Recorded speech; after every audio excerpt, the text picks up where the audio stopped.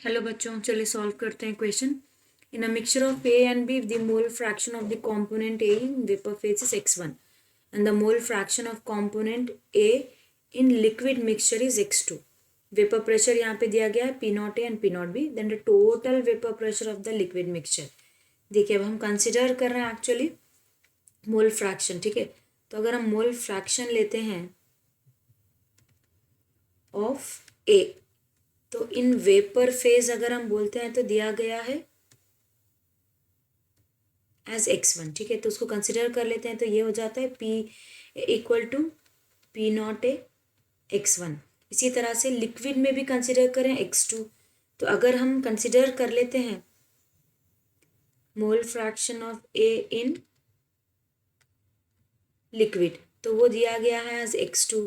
तो ये हो जाता है हमारा PA is equals to P naught A x2. अब इन दोनों को हम कंपेयर कर लेते हैं. ठीक है, जब हम दोनों को कंपेयर करेंगे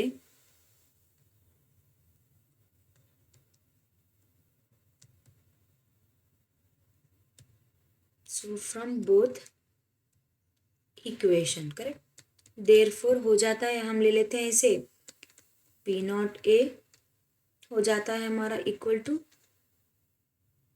x2 इक्वल टू हम ले लेते हैं x1 इंटू PT. तो ये हो जाएगा, हम टोटल प्रेशर कंसिडर कर रहे हैं तो PT हो जाएगा equal to x2 by x1 into P naught A. तो ये हमारा करेक्ट ऑप्शन रहेगा जो कि हो जाता है A.